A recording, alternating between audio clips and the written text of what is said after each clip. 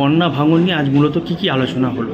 আমাদের bank erosion এবং flood preparedness meeting ছিল এবং যেখানে বিভিন্ন লাইন ডিপার্টমেন্টস, আমাদের কনসার্ন বিডিওস, জনপ্রতিনিধি, তার সাথে সাথে বিভিন্ন ফেরিঘাটের যারা লেসি আছে তাদেরকেও ডাকা হয়েছিল।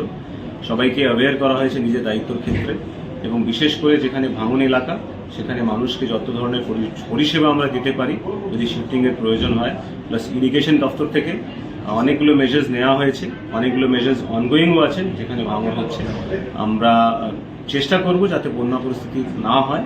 এখন অবধি কোনো এলাকায় সেভাবে হয়নি, কিন্তু আমরা নজর রাখছি আর সব লাইন ডিপার্টমেন্টসকে ইনভলভ করছি, এখানে সব জনপ্রতিনিধিদের ইনভলভ করছি যাতে মানুষের কোনো অসুবিধা না হয়। স্যার, গঙ্গা নদীর তো জলস্ফীতি বেড়েছে স্যার। ইয়েস, গঙ্গা অলরেডি যে আছে ডেঞ্জার লেভেল থেকে উপরে আছে, আমরা নজর রেখেছি এবং যা যা অ্যাপ্রোপ্রিয়েট মেজার্স নেওয়া দরকার গঙ্গা পার্শ্ববর্তী যেগুলো এলাকাগুলো আছে সেখানে নেওয়া হচ্ছে। স্যার, আরেকটা বিষয়, ইংরেজবাজার পৌরসভার